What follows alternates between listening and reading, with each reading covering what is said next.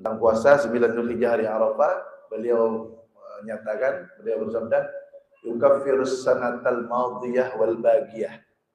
9 Zulhijjah itu puasa Arafah, keutamaannya dapat menghapus dosa-dosa setahun yang lalu dan setahun yang akan datang. Tapi bukan artinya kita disuruh berbuat dosa. Kalau misalnya khilaf, salah, berbuat dosa, maksiat, diampunkan setahun yang lalu, setahun yang akan datang dengan puasa Arafah.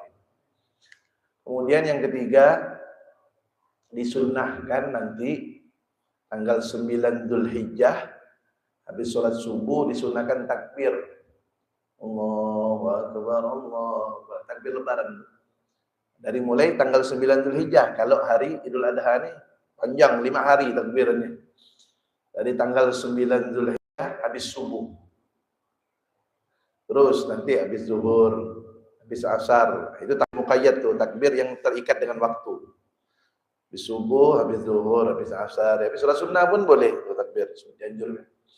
Nah, begitu masuk maghrib, malam Rabu nanti, ya malam 10 Dzulhijjah itu takbir mursal tuh, bebas tuh, terus takbir sampai sholat Id. Habis sholat Id, takbir bebasnya, takbir mursalnya selesai. Tapi nanti zuhurnya lanjut lagi tuh, takbir muqayyad, takbir yang terikat dengan sholat. Lanjut terus, habis zuhur, habis asar, habis maghrib, habis isya, terus besoknya lagi sampai hari ke 4 dari lebaran, nanti tanggal sampai hari 3 tasyrik itu. Berarti tanggal 9, 10, 11, 12, 13 asar itu selesai takbir. Tanggal 13 Zulhijjah. Berarti dari Selasa, Rabu, Kamis, Jumat, Sabtu. Sabtu asar tuh selesai takbir. Kemudian nanti di hari Idul Adha itu Nabi Muhammad SAW bersabda, man kana lahu sa'ah wa lam yudhi fala yagrabanna musallana. Kata Nabi Muhammad, barang siapa yang mempunyai keluasan rezeki tapi dia tidak berkorban, maka jangan sekali-kali dia dekat ke tempat sholat kami. Artinya Nabi tak suka dengan dia. Yang punya kelebihan, keluasan rezeki, bisa berkorban, berkorban. Kalau tidak, maka Nabi menyatakan jangan sekali-kali mendekati tempat sholat kami. Nabi tak suka. Bahkan beliau bersabda dalam hadis yang lain, ma amila ibnu Adam yauman nahri amalan ahabba ilallahi min iraqatid dam. Tidaklah manusia melakukan suatu amalan di hari Idul Adha yang lebih Allah cintai melebihi berkorban. Wa innaha la ta'ti yaumal qiyamah bi buruniha asy'ariha wa adlafiha. Dan sungguh kata Nabi Muhammad, itu hewan korban itu nanti akan datang di hari kiamat dengan tanduknya, dengan bulu-bulunya, dengan kuku-kukunya. Wa innad dama la yaga'u minallahi bi makanin qabla an yaga'a bil ardi tayyibu biha nafsan. Dan sesungguhnya kata Nabi Muhammad, darahnya tuh, darah kurban itu, sebelum dia jatuh ke tanah, itu darah sudah sampai kepada Allah Subhanahu wa taala. Saking cepat gitu. Padahal kalau kita nyembelih kan cepat jatuhnya ke tanah. Sebelum jatuh ke tanah, itu sudah mendapatkan tempat khusus darah tersebut di sisi Allah Subhanahu wa taala. Makanya kata Nabi Muhammad, perbaguslah diri kalian itu dengan hewan kurban. Kalau tidak bisa kambing, sapi, atau unta, tidak bisa nih, tidak mampu. Ada pendapat Sayyidina Abdullah bin Abbas, sepupu Nabi, sahabat Nabi juga. Kata beliau, kalau tak mampu kambing, mana perkataan beliau, tak mampu kambing, sapi, atau unta, untung ayam tak mampu.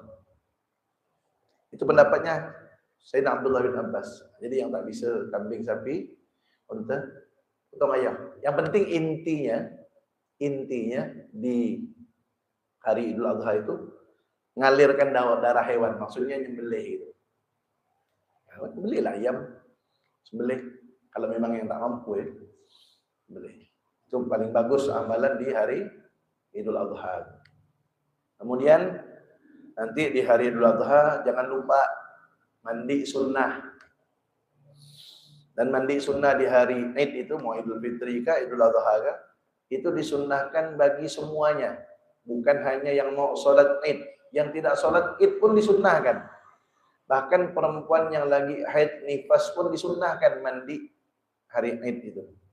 Dan waktu mandinya mulai dari tengah malam, malam hari raya itu.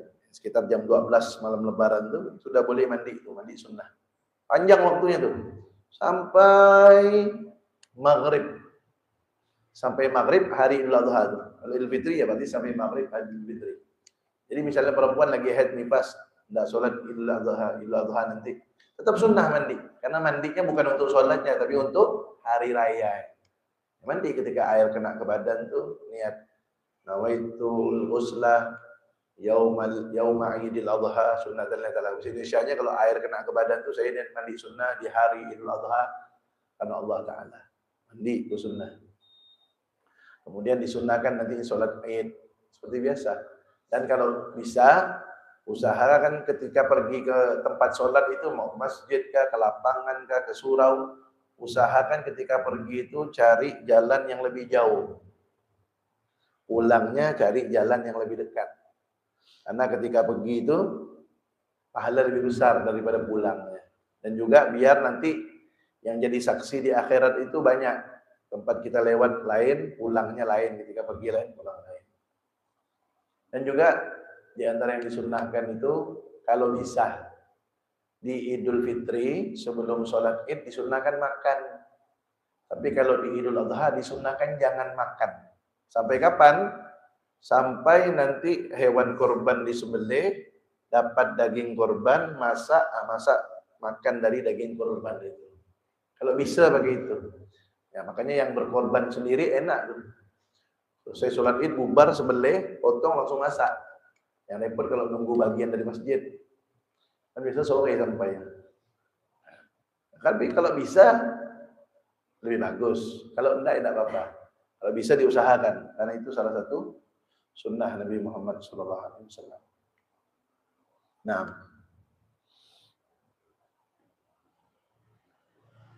Nah, sebentar itu dulu.